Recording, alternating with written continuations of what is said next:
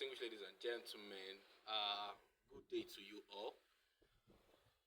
This is Local Lawyer. I'm here to talk about myself. I'm here to talk about my struggle.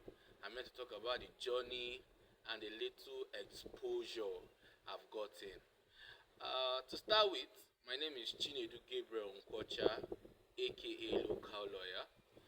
Born in Nigeria, Lagos State, at Ajegule. Come from Imo State, Nigeria, into the family of four, from an Igbo parent. My dad is an Igbo, my mom is an Igbo. Right from childhood, I've been that child everybody wants to talk to, that child everybody wants to carry, that child that just brings smile and joy to people's faces, even right from my birth. And I'm just here to walk you through my journey of life, how I've seen life, down to how I became blind, how I got to Pacheli, till now that I'm in King's College and doing music, doing entertainment. So sit back, watch.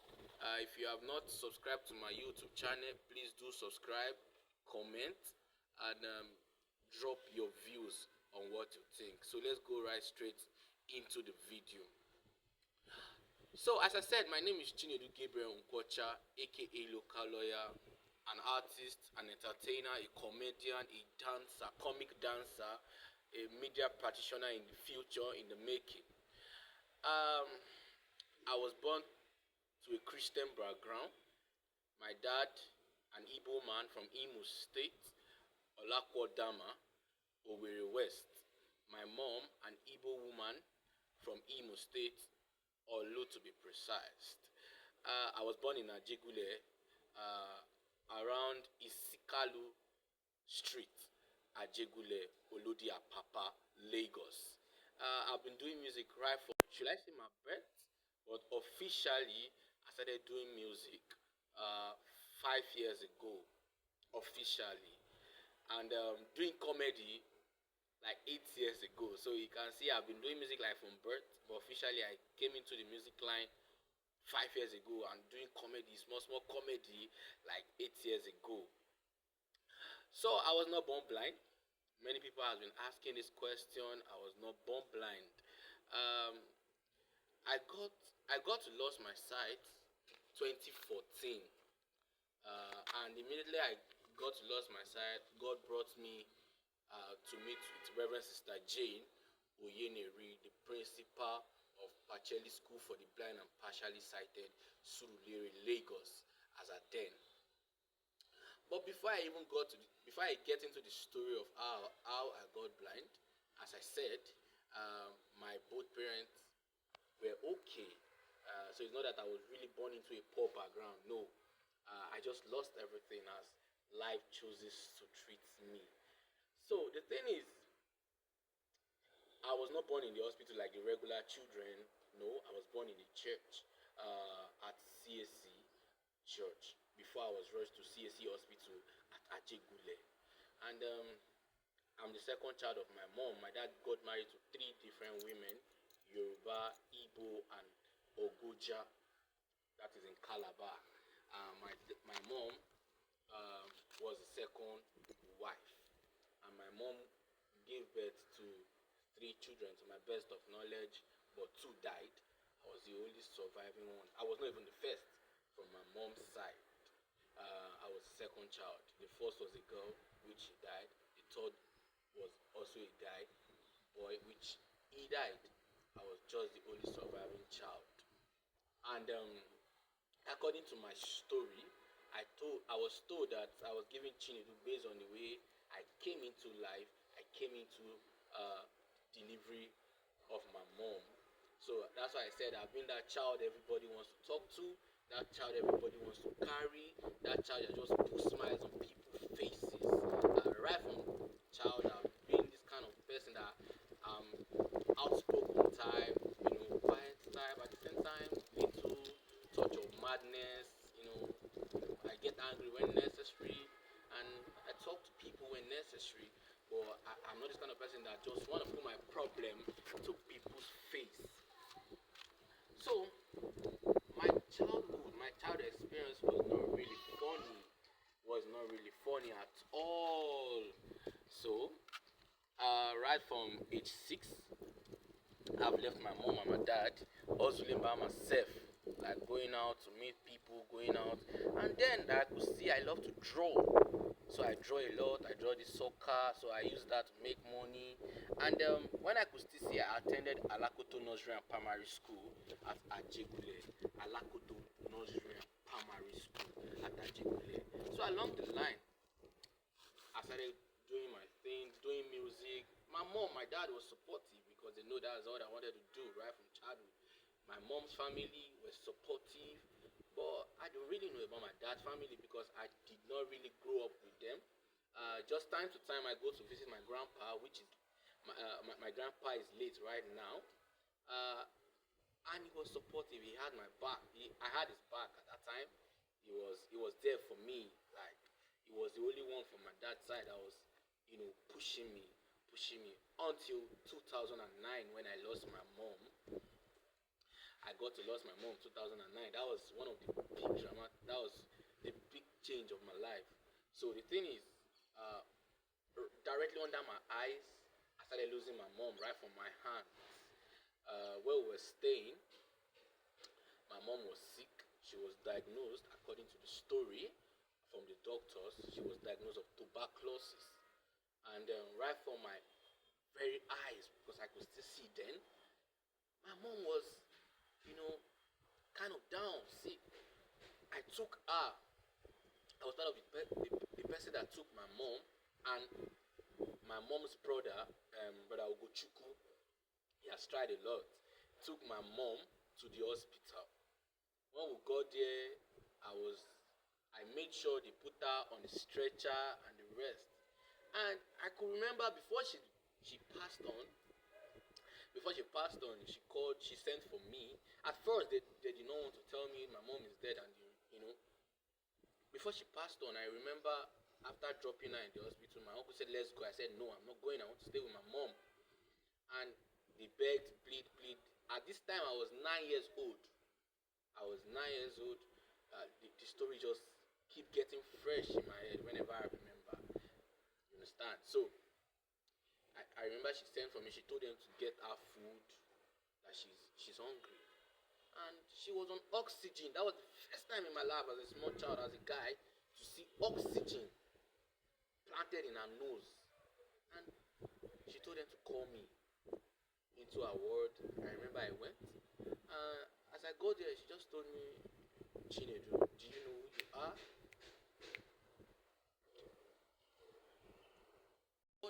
She told me, "Chinedu, do you know who you are?" I said, "Yes." This time we didn't speak English because I won't lie you, I don't speak English. I don't speak English. I can only just hear the English. I can communicate with you, but I reply you back in pidgin English. So she called me, she said, "Chinedu, you know who you be?" I say, "Yes, ma. I know who I be." She say, "You know, say you are great." I say, "Yes, I know I'm great." When person only talk some certain talks, I begin to worry. I was like, "Mom, what's the problem?" She was like, "Well, when I gave birth to you, I gave you Chinedu. And I know the reason why I gave you Chinedu. Please, whenever you go out there, be nice to people, give to people, learn to communicate, learn to talk to people, give, keep giving smile, joys to people." I was like, "Mom, what's all this?" She was like, "You'll be blessed." She prayed for me and everything, and she ate, and she told me I should eat out of the food. Like, the thing was skeptical to me. I was like, okay. Well, I took the food as a little child, which I was then, but at the same time, I was highly spiritual when I was a child. Highly, very, very spiritual. Even my mom family could testify to that. So I ate out of the food, and after it, I just told my mom, "Thank you. I pray God give you speedy recovery," and I left out. I left the world. And my uncle came, "Okay, let's go and bring some clothes for your mom." So I was like, okay, I want to stay with her. I just want my spirit just want to stay with her. And my uncle went, called some nurse, some doctors. They called me, they talked to me, and I said, "Okay, no problem." We got into my uncle's car, and we were driving that time. I remember we were driving. I just told him, "Uncle, stop." At the middle of express. I just told him, "Uncle, stop." I was like, what's the problem? Wetin happen? I said, I want to go back to my mom. So he was like, no, no, no. I remember struggling with him, knocking the glass. So he allowed me. I came down. I started going, trekking back. So he caught up with me and he told me, no, let's just go. Your mom is fine. Your mom will be okay. Your mom will come back next week. The doctor just told me. I said, okay, no problem. I went back home. I went to my mommy's sister's place. She asked me what's the problem. I told her, okay, we're taking my mom to the hospital. And my mom was their last born, was the last child. You know, I told her, I said, okay, we've taken my mom to the hospital. So he was like, okay, no problem. God is with you. Have you eaten? I said, yes. What do you eat? I said, I ate the rice. My mommy ate. So he was like, no, no, no, you need to eat this. Okay, no problem. My mommy's sister's son, children were accommodative from Auntie Choma to Brother Obina to Chikezie to Chibike down to Emeka. They were all at my back. We were all like, one. They never even made me regretted that my mom died. But before then, they gave me food I ate. That weird feeling just came. I just went to the balcony and I sat down. I was like, Mom. I started crying, started talking to myself. I was like, Mom, anyhow, Chinedu love you. I just took that feeling away from my mind and I went to rent bicycle. I remember going to rent bicycle. So I drove my bicycle that I rented. And along the line in the night, I just told my mom's sister, I want to eat Indomie because we had a gate man or a gatekeeper that sells Indomie at the front of our compound. And I told her I want to get Indomie. She was like, is that what you want to eat? I said, yes. At this time, my mom was dead. They did not tell me. My mom died that same day we left the hospital. But according to my uncle said it's a lie. But me, I felt it. Like I had this feeling that my mom died that same day. Now, how did I know? So when I took the money, when she gave me the money, I should go and buy the Indomie. So I went downstairs and, as I was coming, I noticed someone just flashlight at me. I was like, Chinedu, come here. I was like, come here. Like, I'm hearing the voice of my mom clearly. Chinedu, come here. I was like, come here. Come here. So as I was heading towards the place she was, I just got a knock on my head. I was like, okay. That strange feeling came back. I was like, the next day, I just asked my uncle, where is my mommy? When is she coming back? I was like, oh, she's coming back next week. She's coming back next week. I was like, okay. They keep telling me next week. I got to know that my mom was totally dead. Like, after a week passed, these people were not saying anything again about my mom. I was like, okay, uncle, this is a week. When is my mom coming back? So he was like, oh, okay. So I think they could not hide it from me any longer because they believe I already had a feeling that my mom is late. So he now called me as a man. He was like, you are the first son of your mom. You are the only child of your mom. So I don't think there's any need for us to lie to you again. And in an Igbo culture, you have to know what is wrong with your mom and everything. So I was like, okay. So where's this talk heading to? So he was like, we lost your mom. I was like, what the fuck? You lost my mom? So at that point, I didn't even reason it to me. I was like, you lost my mom? Okay. Okay. So when the thing now got to me, like when I started crying was when they came to pack our things from the place we were staying, like a rented apartment we were staying, that they need to burn our things and like that was when I started realizing that I don't have a mom again. Now my mom and my dad at that time were not even staying together because I guess they divorced or something. I guess my dad was telling my mom to do something, my mom refused. Now take note, at that time I was already having this eyes issue, but I have not gotten blind. So like let's say from 9 years I started having this eyes issue, like but I could still see. So I guess That was one of the problems that caused my mom's and my dad fight. Oh, let's take him to the hospital. No, we're not taking him. Let's take it. So my mom had to pack out of my dad's house and went to rent her own apartment. So my dad came for me when my dad got to hear that my mom is dead. At that time, my dad was staying at Alaba International Market, Shibiri to be precise. So my dad came to Ajegule, spoke to my mom's family, and they allowed me. I went to stay with my dad. So that 2009, I was with my dad. Everything was going fine. My senior brother Chibeze, Samuel Nkocha, and I were staying with my dad. Fast forward to 2010, my dad was healed. He fell sick, very sick, and my dad is the kind of stubborn person. Like, stay here, he will not. Stay here, he will not. So some nurse came to the house. Mm-hmm. So some nurse came into the house and treated him. And part of the nurse were his first wife, because his first wife is a nurse, which is my firstborn, and his sister Akudo. Yes. So they came, they treated him, and I think at the time they told him to run tests. So he went to test. For the second time, he was diagnosed of tuberculosis again. I was like, okay, what's happening? So at this time, I was already 10. And at this time, I was already planning for a surgery for my eyes so I could see clearly, because at that time, the eyes was already shaking. Like, I could not really identify things again on the board. But I could still see. I could still, play games on the phone. I could remember I was playing Snake and Ladders and the rest. And I could play, what's it called, Ludo and the rest. But I could not see properly on the board. Whenever I faced TV, to be like, I'm tearing. And so, General Hospital, Ikeja General Hospital, they started giving us appointment upon appointment, appointment upon appointment. I even went to some churches.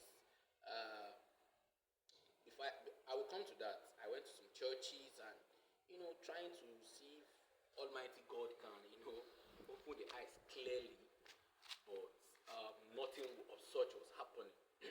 So 2010, when my dad had that tuberculosis, he was diagnosed. So he was, I think, they diagnosed him with tuberculosis and is it pneumonia or I couldn't even remember right now. At the time he had pie, so it was just like from sickness to sickness, sickness to sickness, sickness to sickness. At this time, my dad has, as at 2010, 2009 when I went back to him, my dad has almost lost everything. In short, he has even lost everything, because at that time he was driving bike. Yes, he was a Okada rider. When I got there, that 2009 to stay with him.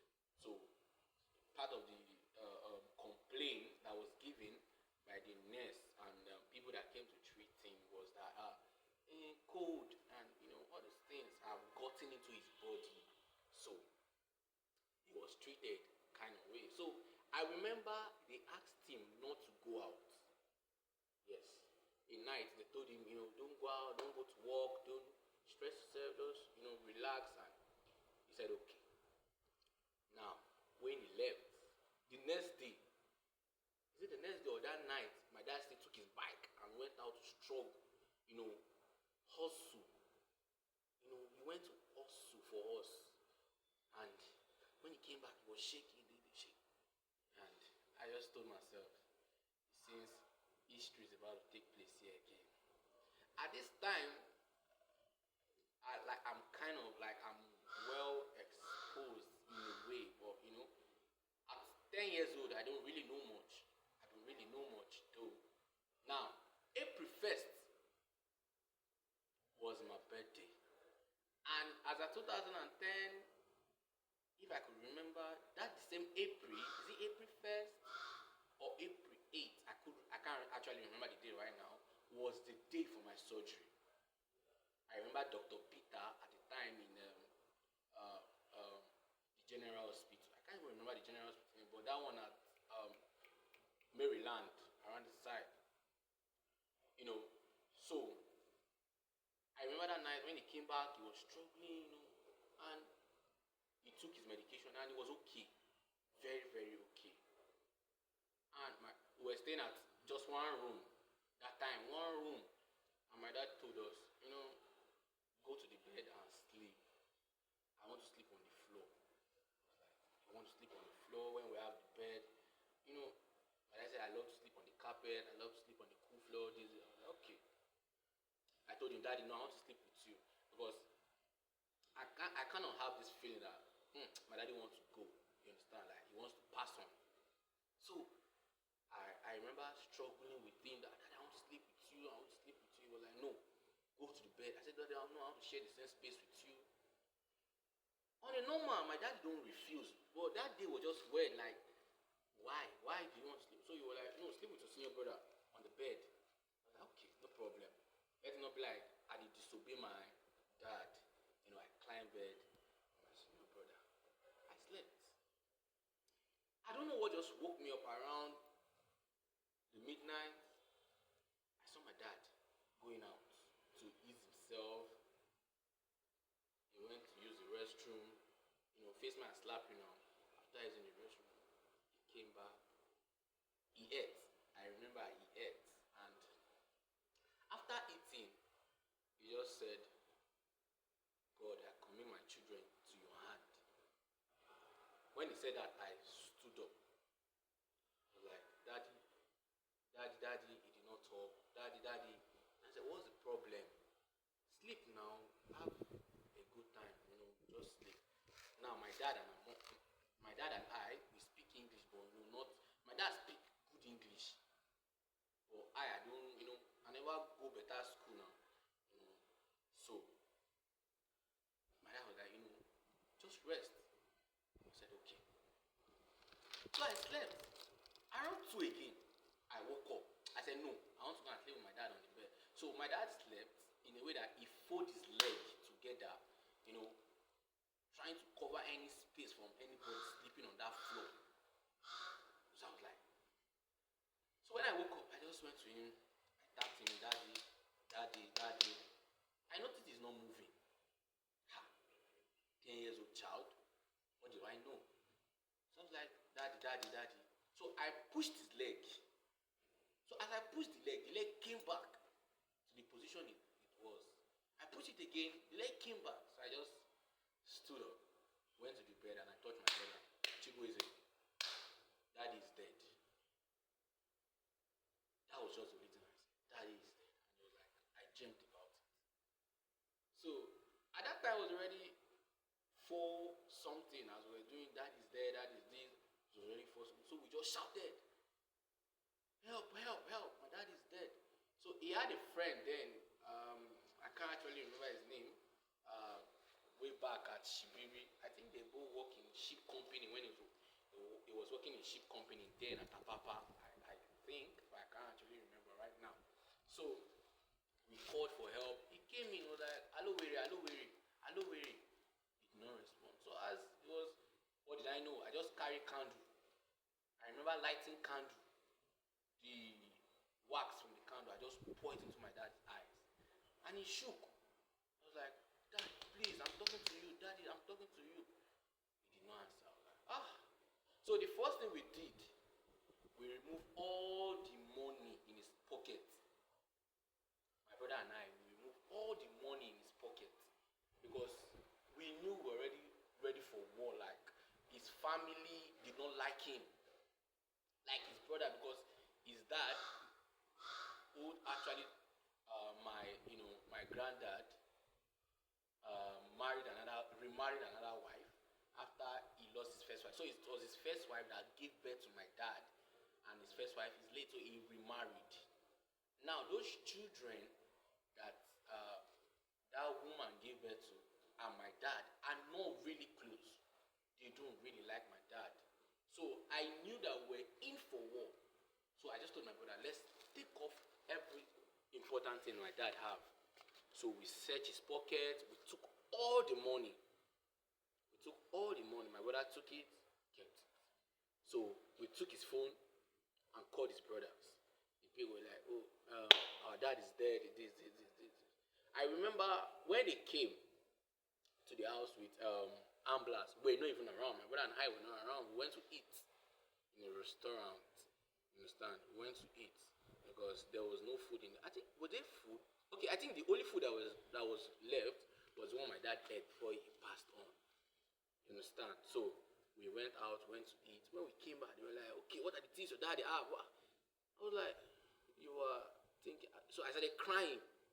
My senior brother was like, "My dad is dead, and you're asking for his valuables. You're asking for the things he has." No, my dad is dead. So they took my dad to the ambulance. I remember crying that I want to follow them. I want to follow the ambulance.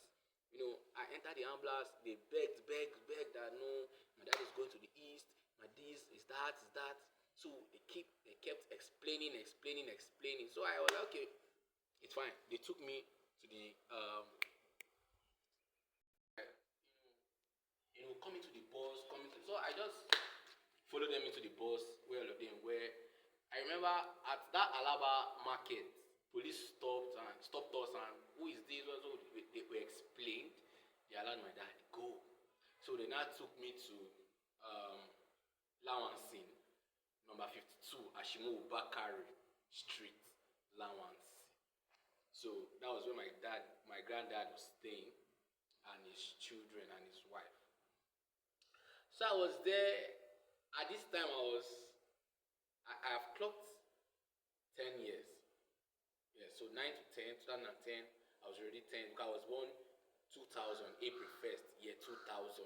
So at April 1st, that was supposed to be my operation date for my eyes, I was already 10 years old. So I was with my dad's family, you know, I was there, and along the line, because my granddad is, kind of old. He has even retired from the civil service. This thing. Because I remember at the time, me and my dad, me and my granddad, we used to go to Skybank that time. Anytime they send his pension, we used to go to Skybank that time. Now, note, this time, this 2010, I could still see, but, the see is not like, I can't watch the TV for long. I can't look at the board. I can't see things that are really close or tiny. You understand? So it's not that I was totally blind that time, 2010. So I started helping them. I remember my stepmom, that's my step grandmom, was selling pepper. I remember at the front of the house at number 52 Ashimo Bakari Street. She was selling pepper. I remember I would stay there, help her to sell, bring the money back, and things started going on. And I noticed they started hating on me. So they took me and my senior brother there. I remember they took me and my senior brother there, and along the line, something happened to my senior brother. I don't know what he was trying to do, but it was electric shock thing. Yes, electric shock thing that almost took his life. But I think at that point, never took the light. So the light just threw him. And some people came, they rescued him. Some of my dad's brother, I think they rescued him. My granddad was even around that day, if I can remember. But I think he was outside. So I ran, I was like, "Dad, lights don't carry Chibwezi." So he came, he was like, "Why? I've told you guys." And apart from being a pensioner, my dad repaired all this electrical stuff like electrical kettle, radio. So I learned, my brother and I, we learned how to repair those things. Excuse me. We learned how to repair those radio, TV, electric cooker, electric, electric kettle and the rest. You understand? So when the electric got my brother, and I don't know what he was fixing. I can't even remember right now. But my grandpa came and do something and called his mom, which happened to be my dad's first wife. And, she's a nurse, so she came to pick her son and took him back to Ajegule where she stays. So he's now left between me and my granddad. So I was with them 2010, and everything was kind of going cool.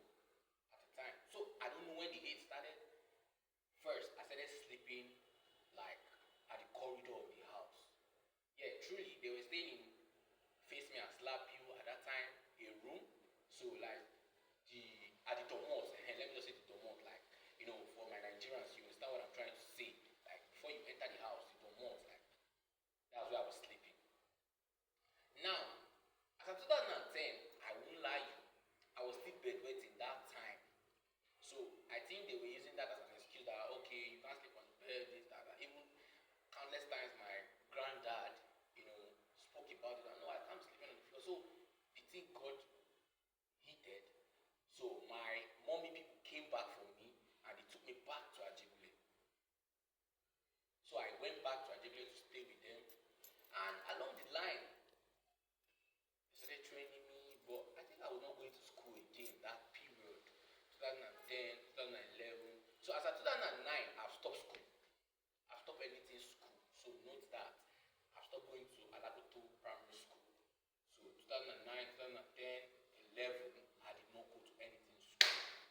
I was just at home. Even when I was with my mom's people, I was not going to school because journey was kind of difficult. Like you are not, mind you, I cannot see the board. So you know that my mom's people, they don't want to send me to school. But the problem is that I cannot see the board. So I was not going to school. So until 2011, I think towards the end of 2011, I got myself into problem. I carried, because my mom's husband got married to two wives, I think. So I carried the first wife, this big pot that they're using to do party now, the cover. So I took it, I went to sell it to Aluminium Condemn, and I was caught, and they drove me out of the house. I went back, they took me back to my dad's people's place. So I went back there 2011 ending. So I was there 2011, 2012. So I started making friends. At that time, I got to know a man called Monday he had a restaurant then. Because I remember going to check the house as of 2025 this year. They've turned the house to story buildings. Yes. So then it was a Face Me and Slap You. The landlord, as at that time, was even blind. So I knew a guy, Monday, that was selling restaurants. He had restaurants in that place. So I started working for him, kind of.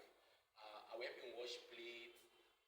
I would help him serve customer, and he would give me food. Like sometimes so I started sleeping.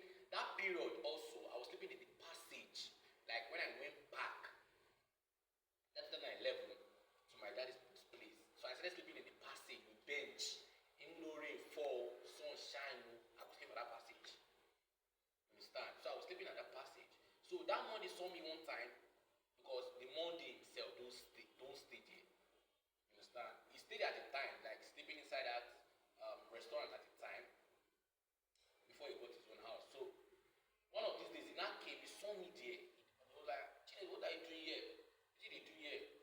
So I was like, yeah, they sleep. He was like, no, you can't be sleeping here. So he had a brother then called Chukudi, if I can remember vividly. So that Chukudi was not staying inside our restaurant. So it was not Chukudi and I that was sleeping inside our restaurant. So in the morning like this, we'll go and take our bath, clean up, get ready for Monday. Mm-hmm. You understand? Mm-hmm. We'll make this side 8 minutes. So now we don't pause and continue. The next 4 minutes, they go pause and change the location. You understand? Mm-hmm. So if you want to tell me. Mm-hmm.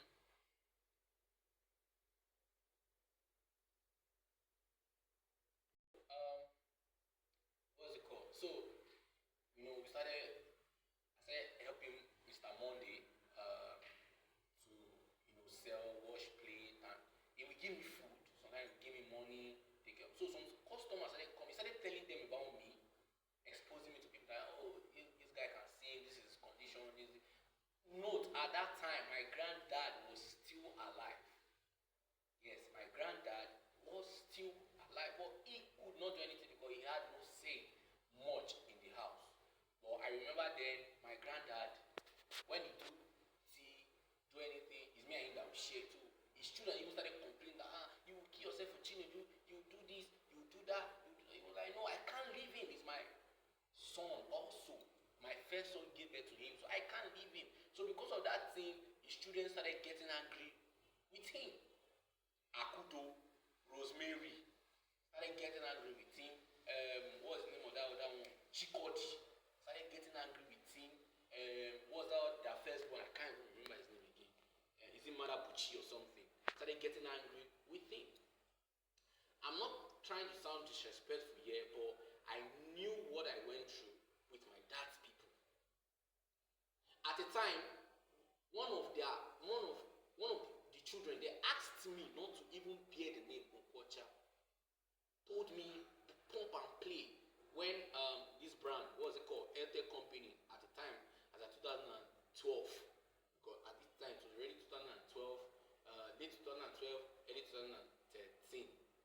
When Airtel was, I don't know whether they were trying to gain more ground, but at that time they were sharing SIM card. Boss will just come, he will share SIM card, register it for you. You understand? So I remember him, he has gone to collect. And he came, he was like, I need more SIM. Chinedu, go and me collect SIM. But tell them, say you know be Nkocha. Never use that name Nkocha. I was like, the thing rang on my head. Like, okay, no problem. So I went there. When they asked me for my name, I told them Chinedu Nkocha. So I did the SIM for him. I brought the SIM, I gave him. I gave him the SIM. Everything was cool. I remember if I do something wrong, or if I kind of not do anything right, what's it called? Chikodi will carry me to the back of the building, carry Tony stick, flog me like, I started facing a lot of things, but I don't know, God was just opening things for me, like part of my story, So that one went. So as I was selling things for Happy Monday started introducing me to people, telling people, this is my boy, this is that. So along the line, I got to meet a man, but I can't actually remember his name, but it has been very, very long. Very, very long. The man even promised to give me radio. At that time, when he would come and eat, I love listening to radio. I won't lie. At that time, I love listening to radio. At that time. Even till now, I still even listen to radio, but, the music aspect and everything just, took me out from radio a little. Because I would love to work in the media. So, I started getting people started getting to know me. I started singing. Now, from that place, I got to know a woman called Mrs. Joy that is going to Lord Choosing. So, that woman heard my story, started taking me to Lord Choosing, started taking me as one of her child. She sells akara, she fries akara. What's the name of that street before? I can't even remember those places again, though. So, at the front of a bus stop, I call it a junction to a street, yeah. So she was selling akara there. She takes me to Lord Choosing. I was going to Lord Choosing at that time. So along the line, she started taking me, going to church. I even remember vividly, even if I started going to Lord Choosing, Ifeanyi, the last born of my, my dad's brother, took me to synagogue church, wanted to dump me there, like. Sure, he has even dumped me there. He was already going before. Is it security people got to see him? I was like, I started crying. So security people came to my rescue and I was like, what's the problem? I was like, he said, wanted to drop me. So they asked me to go back.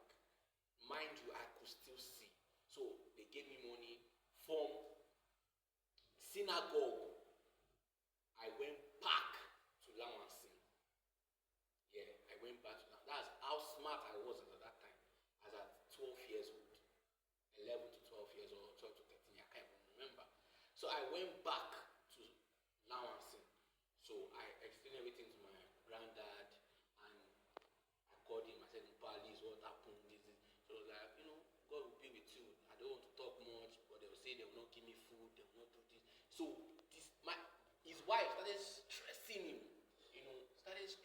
Started doing him a lot of sort of things. The woman will cook, will give her husband, because of Chinedu. So I was like, okay, I've been doing this shit by myself, going out to make money by myself. So that was how I got to meet the Lord Choosing woman. So she started taking me to church, started taking care of me. Inside that the same compound I was staying, that number 52, there was a woman called Mrs. Chinoye.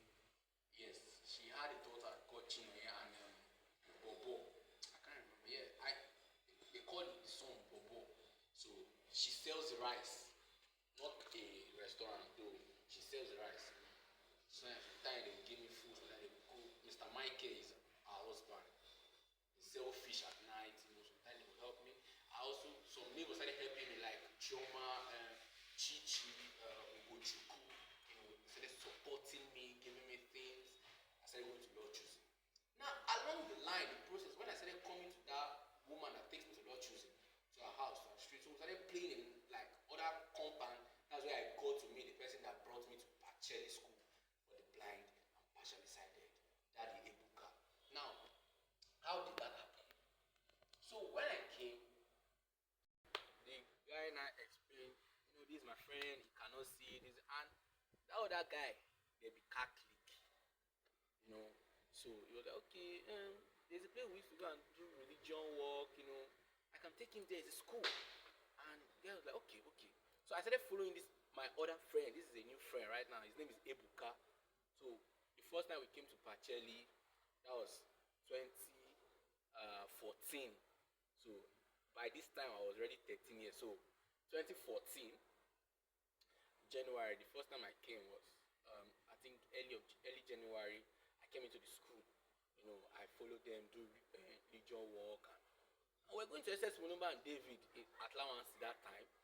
And along the line, one Saturday again, I came. And God made me to meet the principal of the school that time, which was Sister Jane Oyeneri. And so I was sitting on one of the long bench outside, like, facing the convent. And she was coming from the office. And she just looked at me and she was like, the way you are looking like you cannot see properly. And I said, yes, sister, I cannot see properly. She was like, where have you been? Have you not heard about Pacheli School for the blind? I was like, I don't know what that is. I've not heard about the school before. Like, well, this is the place they take care of. And asked me, where are your parents? I said, they are late. She was like, wow. So where are your people? They are back home. They are at home. So we were like, okay. Do you wish to enter the school? I said, yes. She was like, okay, so we need someone to come and sign on your behalf for you to come and fill form. I was like, okay. So I told the guy that brought me, we told the guy's dad, and that was like, okay, that's good news. So we went to Lawansin, we went to the church one time, and we met some fathers. So I now explained some things to them that, these are the way my dad's people are, this, that, this. Father was like, okay, no problem. When you're ready to come into the school, let us know. So I was like, okay, thank you, Father. Now, mind you, before I came into Pacheli, I've gone to Catholic church. Like, my mom's sister at the time was going to Catholic church. So it's not that I'm new to Catholic family or something. You understand? And at the time, my mom too was going to Catholic church. So it's not that I'm new to Catholic or something. So now, we started all the struggling, trying to enter the school. Now, and I went back to my dad's people, like, okay, grandpa, this. I met a reverend sister. She told me if I want to enter the school, they need someone to come and fill form for me. I'm like, okay.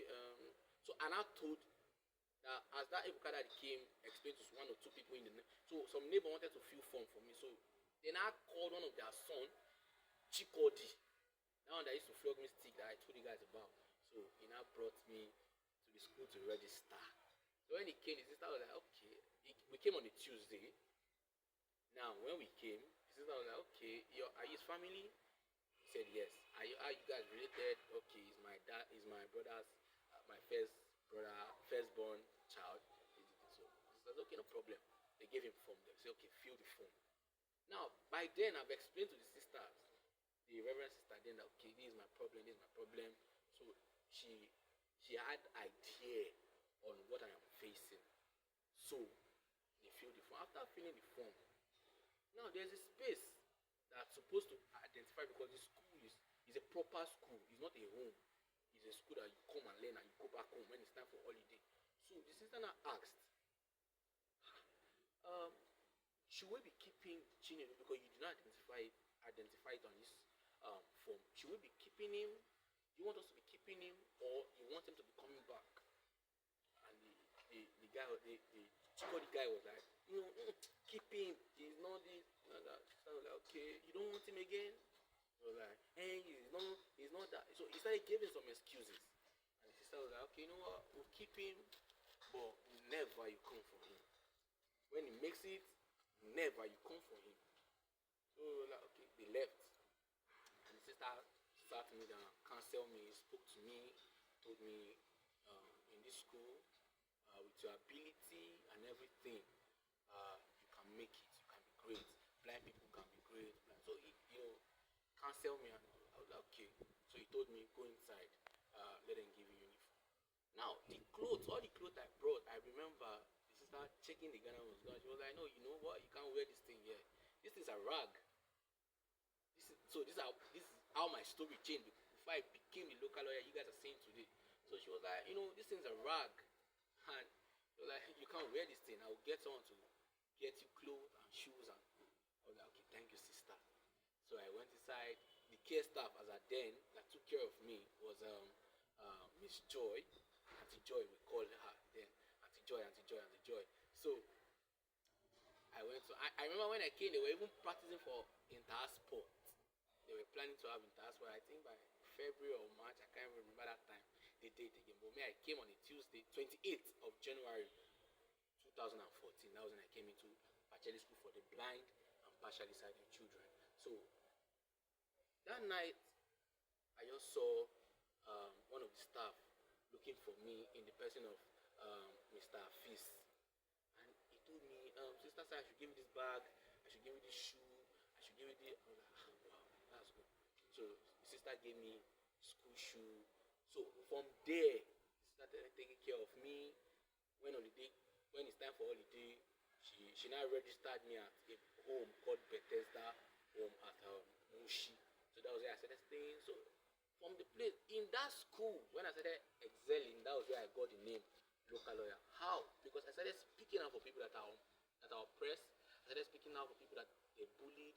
So I argue a lot. So that was where one of my seniors just told me, you are a local lawyer, and they didn't just stick. So when I wanted to enter into music, I was like, okay, what can I use? So at that time, I remember I was answering Master, I was answering Da Blue, just random names. So local lawyer just came back to me. I was like, okay, I started using local lawyer. But at that time, I was using the proper spelling of local lawyer. So it was at Bethesda, a guy called Chukudi Elu. Is it Elu that's his name? I can't remember his name, but it's Chukudi that's his name. He plays bass guitar. So he was like, why are you answering local lawyer? Why can't you just change the spellings of the name? I was like, okay, to what? So it was like, instead you're answering CAL, why don't you answer KA? I was like, okay. So I started using that LOKA and the normal spelling of lawyer. So I came again by myself. I was like, okay, I have to just be creative. I just removed the ER and put A. So that was how I got to answer local. So from then, I've been doing music. The sisters around me then have been pushing me from 2014, going to shows.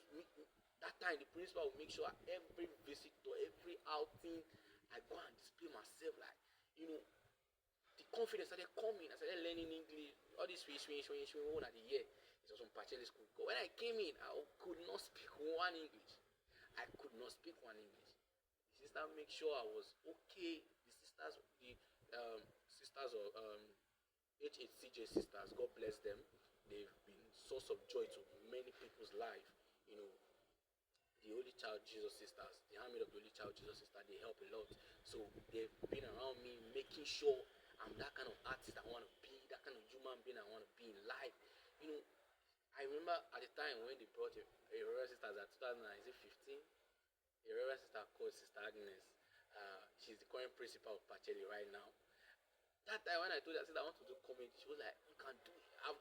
Actually, I started doing comedy, but I needed like more content. So I remember the sister giving me a disc to take us and listen to what we buy comedy discs plenty for me to listen to people's joke, from there create my own, and it has been great. Like, I've been developing myself, and many advice from different people, from the Mr. Fizz down to Mr. Michael, the teacher, down to the care staff at the time.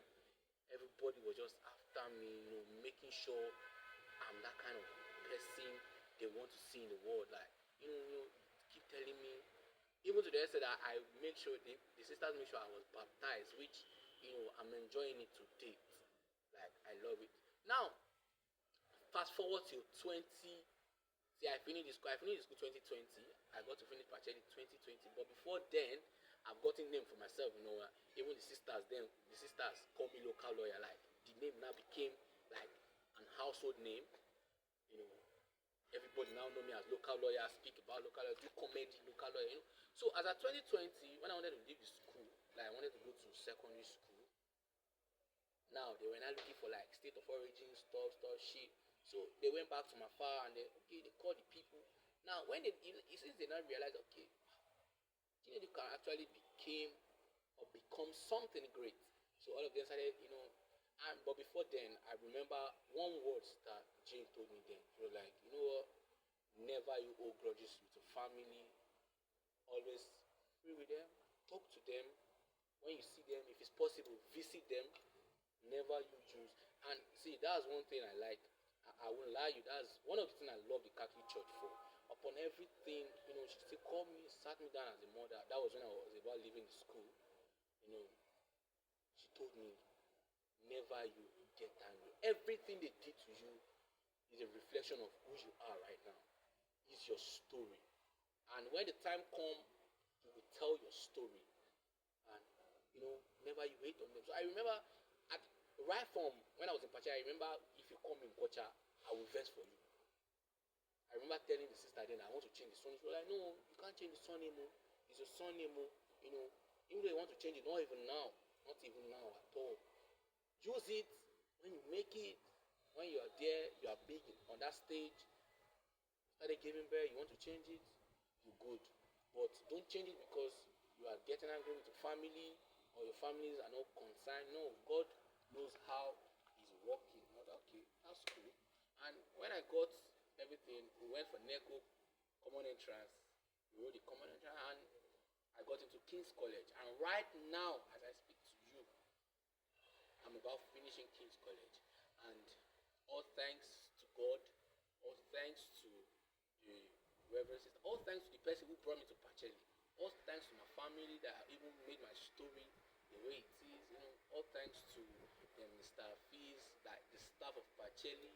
Like I can't just keep mentioning names because if I want to start doing appreciation video, that one go long, you understand? So all thanks to many people that make sure Chinedu, Gabriel, Ukocha, local lawyer is the brand you're seeing.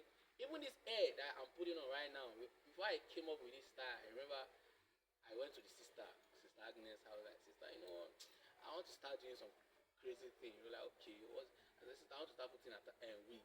You're like, okay, go and meet the care staff. And, it's all cool. And I'm seeing the feedback that I'm getting from Facebook, TikTok, Instagram, YouTube is wonderful. At the same time, I want to appreciate everybody that is following me from any platform you are following me from. And I want to also use this opportunity to tell you can come and donate to Pacheli School for the Blind and Partially Sighted Children. They are located at 30 Ajawo Road, Surulere, Lagos. Come and key into what they do. Come and sponsor children. Come and see what God is using the Anime Sisters to do, and you will not regret. Thank you. Stay tuned for the part 2 of